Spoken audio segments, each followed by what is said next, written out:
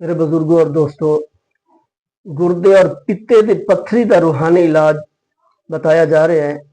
جس دے گردے اور پتے دے اندر پتھری ہوئے او دا روحانی علاج ہے۔ قرآن پاک دی آیت وَإِنَّ مِنَ الْحِجَارَةِ لَمَا يَتَفَجَّرُ مِنْهُ الْأَنْهَارُ وَإِنَّ مِنْهَا لَمَا يَشَّقَّقُ فَيَخْرُجُ مِنْهُ الْمَاءُ وَإِنَّ مِنْهَا لَمَا يَهْبِطُ مِنْ خَشْيَةِ اللَّهِ وَمَا اللَّهُ بِغَافِلٍ عَمَّا تَعْمَلُونَ۔ یہ سورۃ بقرہ اس کے اندر ہے یہ آیت۔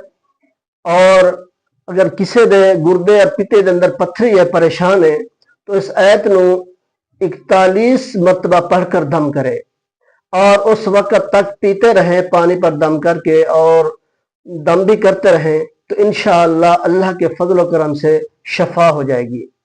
جس دے گردے اور پتے دے اندر پتھری ہوئے تو یہ آیت مبارکہ 41 مرتبہ اول آخر درود پاک پڑھ کے اور پانی پر دم کر دیں، اور دم بھی کر لیں اور پھونک بھی مار دیں، تو انشاءاللہ اللہ کے حکم سے کئی دن مسلسل جو ہے یہ کرتے رہے تو اللہ تعالیٰ ان کو شفاء کاملہ اجر عطا فرمائیں گے۔